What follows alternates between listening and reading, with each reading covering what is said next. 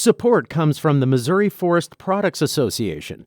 Missouri produces wood pallets, railroad ties, white oak barrels, hardwood floors, and more. Details on the variety of products made in the state are at choosewood.com. This is St. Louis on the Air from St. Louis Public Radio. I'm Elaine Cha. People usually associate family secrets with negative circumstances and outcomes. But for my guests today, an untold story revealed shortly after a new baby's arrival expanded one family beyond their imaginations. Juliet Simone and her mother, Rebecca Massie, shared that story in the StoryCorps Airstream trailer last October. At first, it was a mother and daughter talking about how they each started their families. So a common enough conversation between loved ones, right? Yet the pathways, or as we'll learn, pathway, that Rebecca and Juliet took to motherhood were not typical. Juliet Simone, mother of two, and her mom, Rebecca Massie, join us today to talk about it all. Rebecca and Juliet, welcome to St. Louis on the Air, and happy early Mother's Day. Thank you. Thank you so much. So Juliet, the story that you two told about your family, it took many twists and turns, and we'll get to that in just a moment. But we are going to reveal one right off the top. You both decided to pursue parenthood through sperm donors. Now, the twist is that, Juliet, you only learned about your mom's experience with conceiving through sperm donors and you and your brother's biological dads after the birth of your first child. So let's take a breath here. What exactly blew that secret open, Juliet? Yeah, that's right. It was the birth of my first son, and he was born in November of 2019. And like all newborns, had a newborn screening, and he tested positive for a genetic disorder.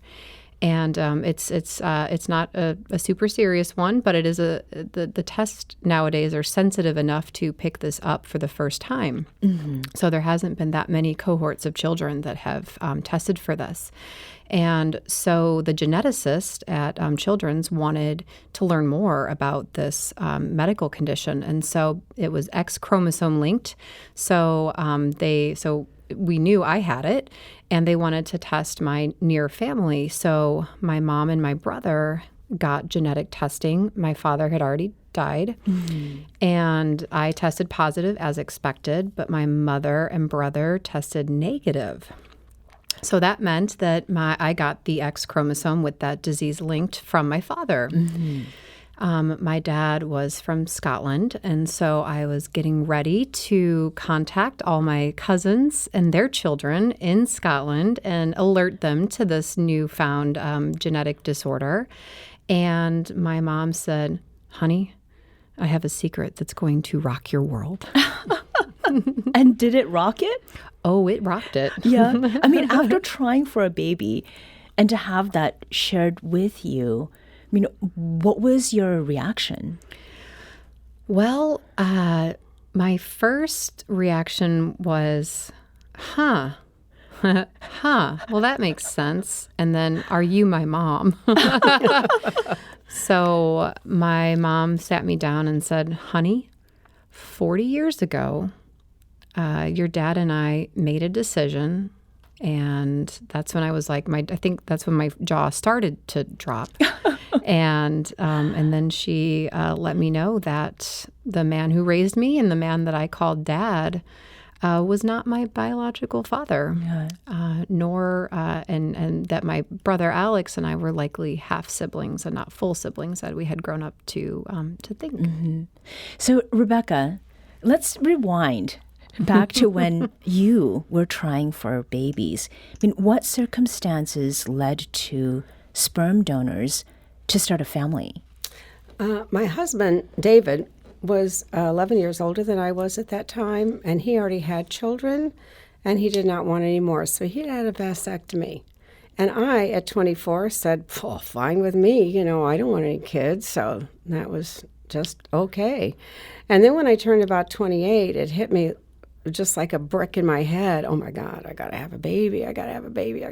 And I think that I would have walked over, hot molten lava to have that baby. And we went through a lot of scenarios about adopting or fostering, and I don't even know how we came up with sperm donor at that time, but that's the route we decided to go on. And we decided not to tell them, and that was really my decision. It didn't have anything to do with him, because I think he would have done whatever I had suggested, but I didn't want them looking at him any differently.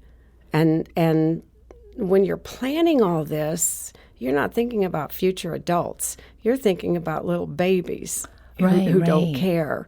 And, the secret just, I never knew how to start the conversation. And so it just kept going. And when was this happening? Like, what year, what time frame? It was in 82 and 83. And then after I, after I had Juliet, I went back for a second dose with Alex and had my son Alex.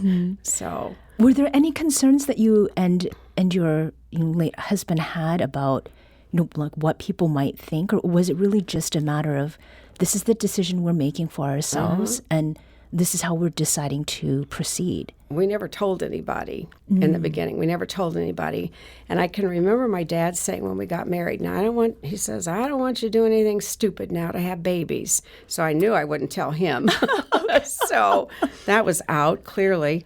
And we just kept it our secret for many, many years. I finally told somebody, two of my friends, way down the road when the kids were like maybe 10 or 12. But otherwise, it was kept a secret. And what was the process like, the sperm donor process? It was really very, very clinical, I can tell you. You just, you just watched your temperature chart. That's as best we had in those days. And to go in and ask for a baby, all I asked for was, my husband was tall and blonde and blue-eyed, and that's about all you had in 1983 to ask for. I did ask. I didn't want anybody that had any weight issues, because I had enough of that, and I didn't want my poor kids to have 2 doses of that. And otherwise, that was it. Yeah. And then you would send in your temperature chart, and they would call you and tell you to come in, and that was it. That was all there was to it. So, Juliet, there's another thing that you have in common with your mom, and that is that you also had a sudden I need to be a mom moment. And I mean, how much of that feeling was a surprise to others and even to you? Yeah, I mean, I really felt the same sort of brick on the head. I think I was 29. So we were very close at the same age in life as well. And I'd always known that Mom had that moment, so I knew that it could happen to me. And but like Mom, I was like, nope, not really interested at all until I was like, it has to happen or I'm going to explode. And I had been married before my current marriage, and we had 2 miscarriages, and then I had a break in relationships, and then I had another partner and had another miscarriage as well. And so it was really after that relationship that, kind of like Mom, I was not making the best partner decisions in my life because I had such a baby fever. And so I think it was at that point then a best path for me to go forward to be a single mom on purpose at that stage in my life. And that's when I was when Mom was like, have you thought about using a sperm donor? Okay. I mean, and what did you think of that?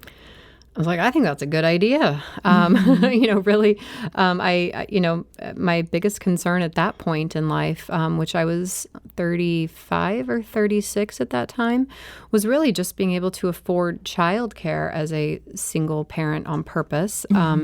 And that's when, and then Mom said, well, I'll take care of the kid. And I was like, oh, okay, then done. That seems like an easy decision for me then. Yeah.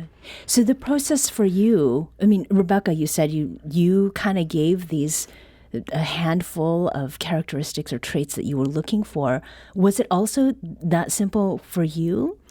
No, because of, the technology, in genetics and genetic science that have, accelerated over the last 40 years, it was a very different experience. So, first of all, it didn't have to be local.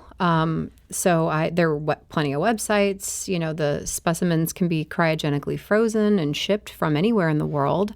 And because, you can test your DNA at home for under $100, the donors were not in present day even pretending to be anonymous. Right. So you can see profiles, you can see pictures, because they will also be, they'll be able to be found one way or another. Right. And so I think the idea of donating in the early 80s is also extremely different than today. Right.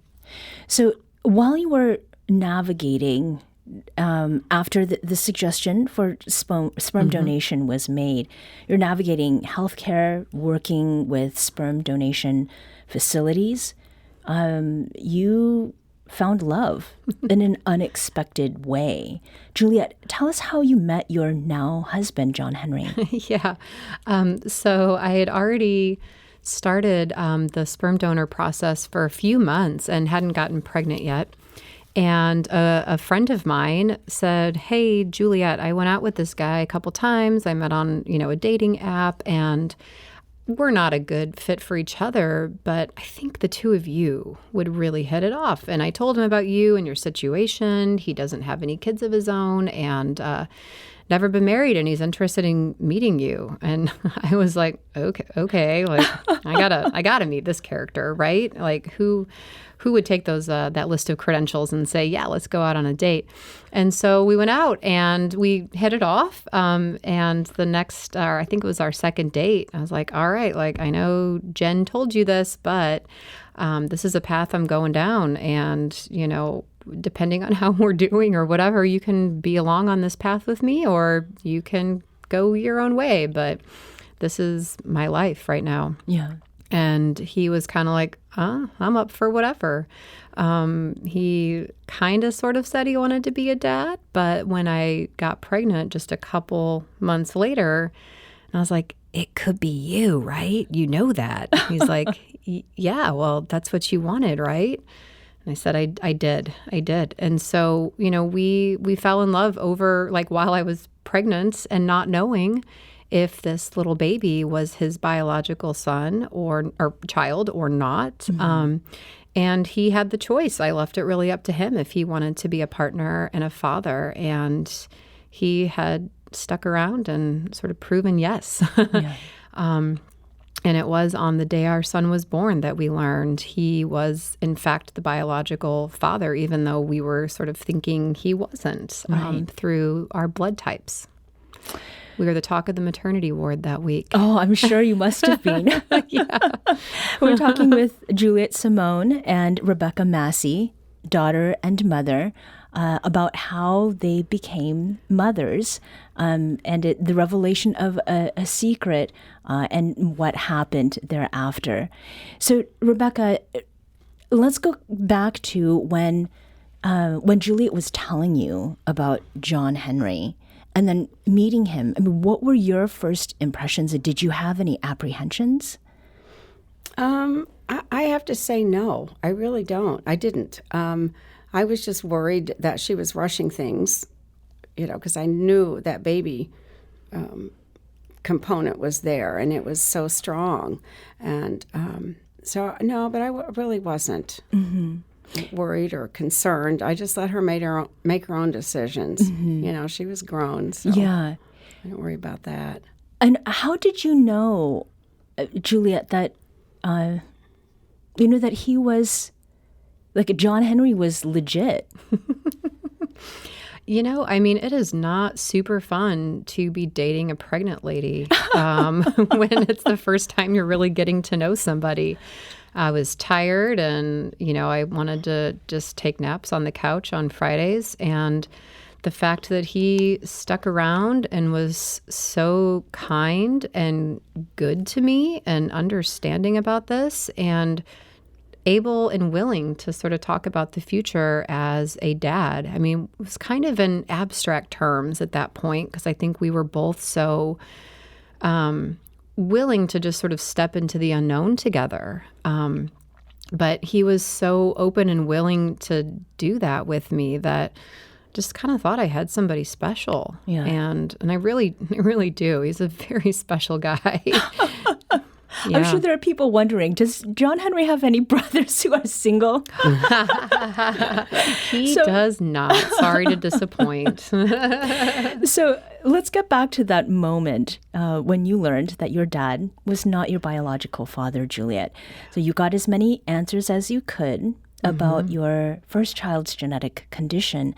What was the next step that you took to learn about your bio dad? I mean, did you jump right into seeking family out? I did. I mean, that was the first thought that came to my head is, holy cow, I might have a whole other family to discover, and what fun that sounded like. And, so I first, I emailed my cousins in Scotland and my half-sister that I grew up with, as Suzanne, and, talking to them and just saying hey, I'm not biologically related to you all. And they were like, interesting.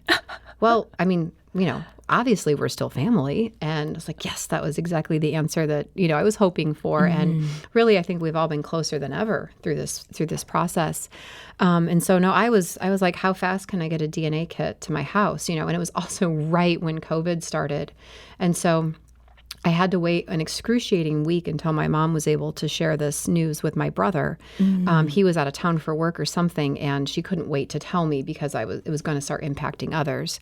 And so I had to wait a week, and Alex and I are very close, and I couldn't believe that I couldn't share this earth-shattering news with him right away.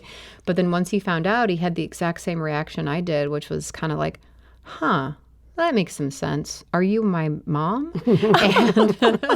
And he was less enthusiastic about what the possibilities were about other siblings, bigger family than I was, but he certainly went along with me. And so we did the Ancestry brand of a DNA kit, and neither of us got any close family hits, but we did find out our ancestral origins. And to my surprise, instead of being 50% Scottish, I was 50% Norwegian, which was like, oh, well, that's close. Yeah, that makes sense too, I guess.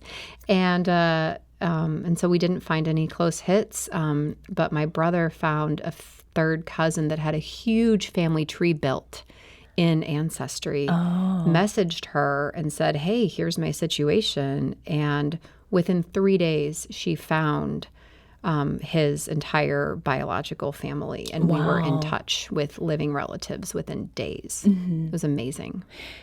Rebecca, for you as Alex's mother, what were you seeing in how he was experiencing this news, and then the revelations that came from doing these ancestry tests and that sort of thing? Well, you have to know my son to understand the answer to this, but he's extremely difficult to read, and he has been since he was little.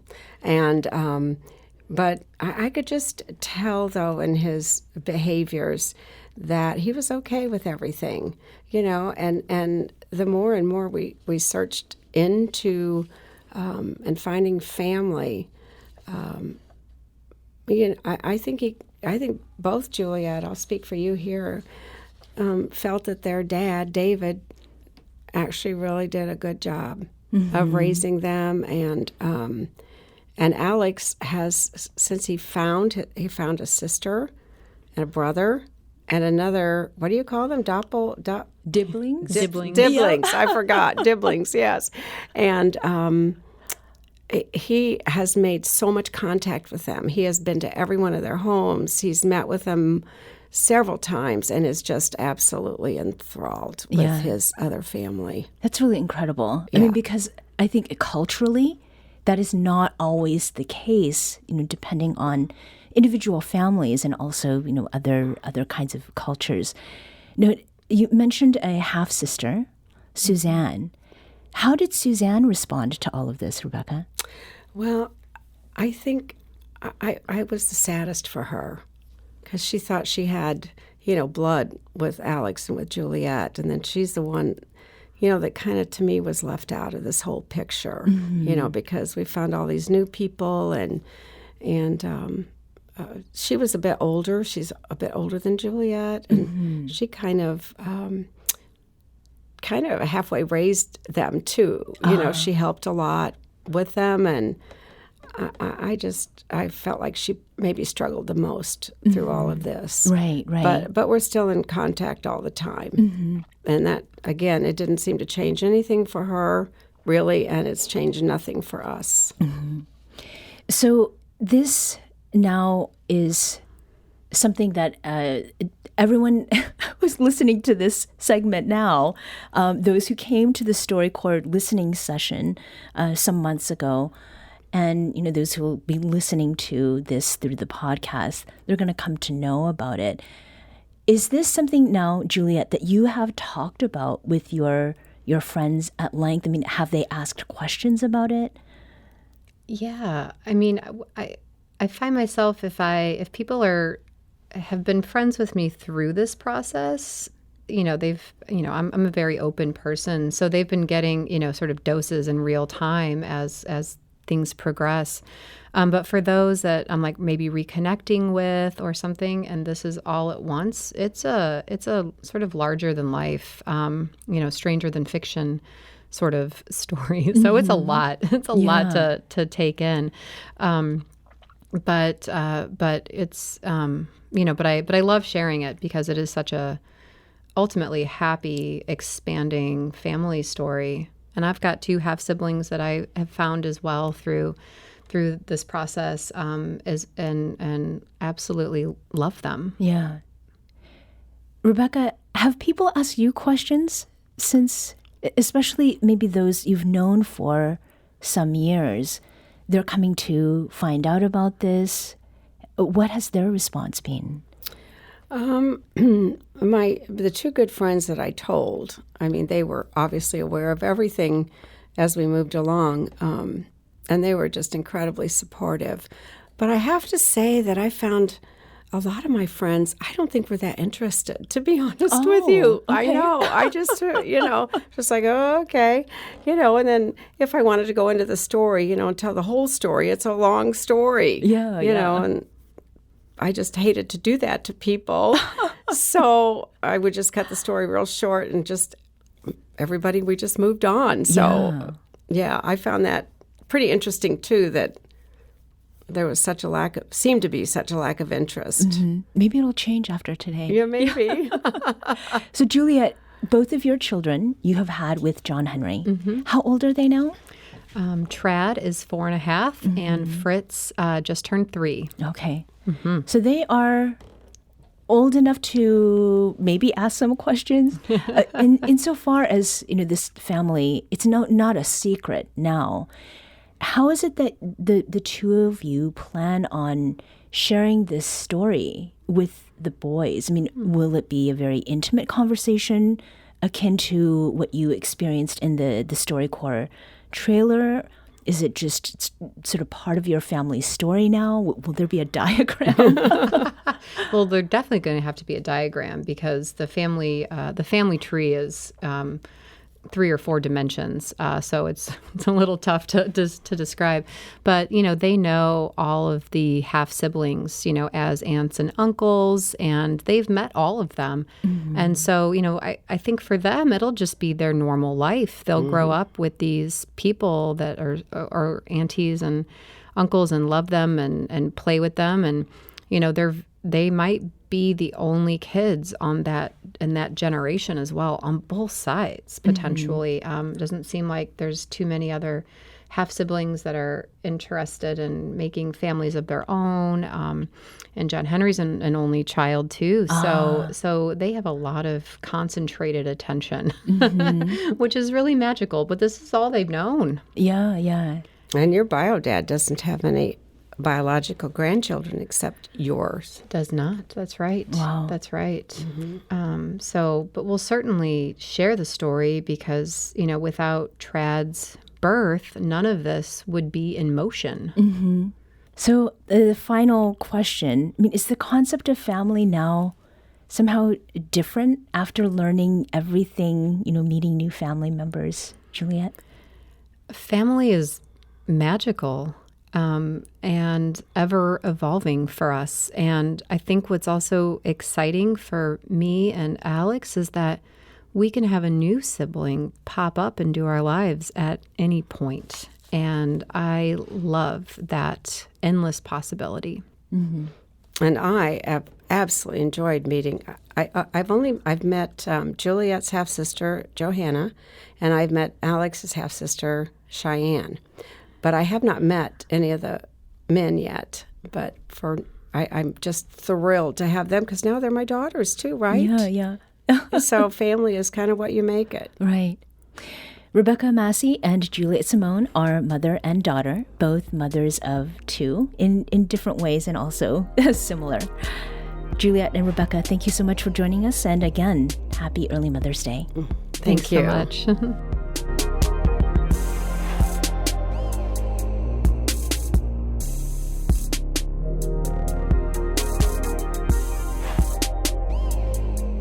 This episode was produced by Maya Norfleet. Our executive producer is Alex Hoyer.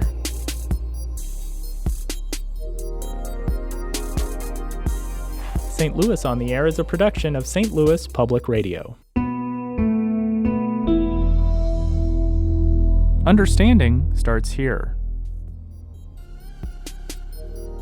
Do you find yourself regularly listening to episodes of St. Louis on the Air? Suggest us to a friend you think might enjoy our conversations, and leave us a review and rating on Apple Podcasts on the App Store. It's the simplest way to help people discover our show. Thank you. St. Louis Public Radio is a member-supported service of the University of Missouri St. Louis.